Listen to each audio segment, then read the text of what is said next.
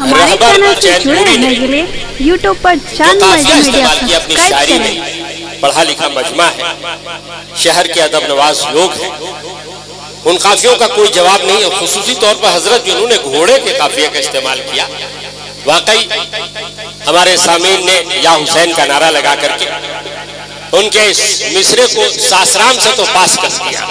सासराम की पार्लियामेंट में पास हो गया ये मिसरा आपका, आप पूरे हिंदुस्तान में पढ़ सकते हैं। मोहतरम हज़रात, अच्छे शायर आलम परवेज साहब भी बैठे हुए, उन्होंने भी दुआओं से नवाजा। अब उस शायर को मैं आवाज दे रहा हूं जिसके लिए आप पल के पावड़े बिछाए बैठे। कई लोगों ने पूछा कि वाकई मुमताज तांडवी आ रहे हैं, हमसे लोगों ने पूछा वाकई आ रहे हैं। होता है बहुत सी कमेटियां ऐसे ही नाम दे दिया करती हैं, पब्लिसिटी के लिए नाम दे देती हैं, शोहरत के लिए नाम दे देती हैं, अपने प्रचार प्रसार के लिए नाम दे देती हैं। साधन साहब जानते हैं, अच्छा मुशायरा कराते हैं, बहुत सारी कमेटियां इधर से नाम दे देती हैं। कई लोगों ने पूछा कि वाकई मुमताज तांडवी आ रहे हैं, मैंने कहा वाकई आ रहे हैं।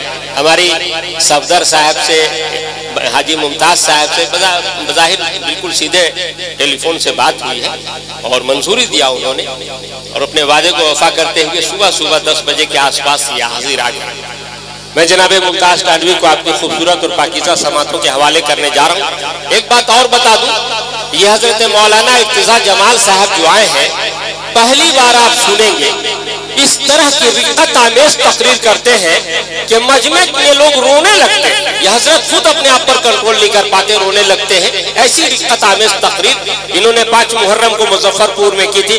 मुझे हमारे दोस्त गुलाम मुस्तफा बारसी साहब ने फोन करके बताया कि हजरत की तकरीर बहुत ज्यादा पसंद की गई, और खुसूसी तौर पर जब वो बोलने लगे तो पूरा मजमा रो रहा था और पूरे मजमे में बस एक ही आवाज आ रही थी, या हुसैन या हुसैन।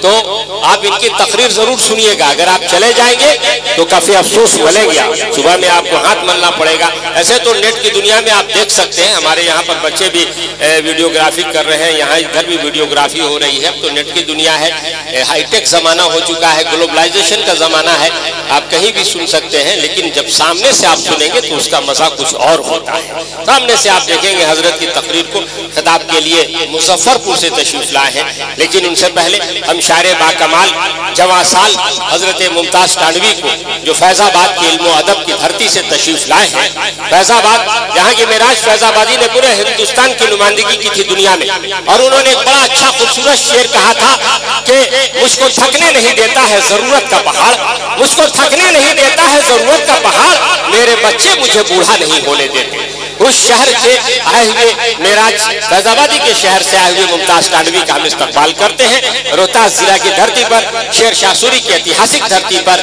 जियाले मुसलमानों की धरती पर, अदब नवाज मुसलमानों की धरती पर, अदब नवाज हमारे सामईन की धरती पर आपका इस्तकबाल है। और मुमताज तांडवी को हम बड़े अदब एहतराम से इन मिसरों के साथ आवाज दे रहे हैं कि मौजूद को मुमताज बना देते हैं, मौजूद को मुमताज बना देते हैं, हम राज को ये राज बना देते हैं। आ जाते हैं माइक पे जो मुमताज साहब, सन्नाटे को आवाज बना देते हैं। इन्हीं मिसरों के साथ मैं जनाब मुमताज तांडवी को आवाज दे रहा हूँ। एक बार फिर नारा हैदर लगाइए, ना सिर्फ नारा बीच बीच में लगाते रहना, वो नारा जरूर लगाना, वो अली अली वाला नारा।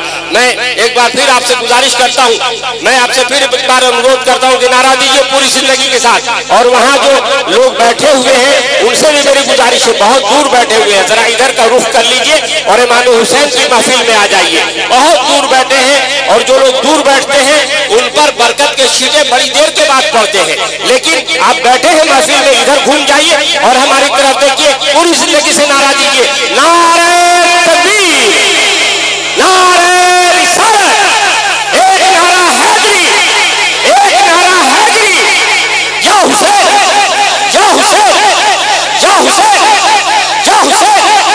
आवाज दे तो समसम कौसर निकल पड़े, आवाज दे तो समसम कौसर निकल पड़े, नहरे फरात खेने के अंदर निकल पड़े। और यही इम्तिहान सब्र है, वरना हुसैन है, उंगली जमीन पे रख दे समंदर निकल पड़े।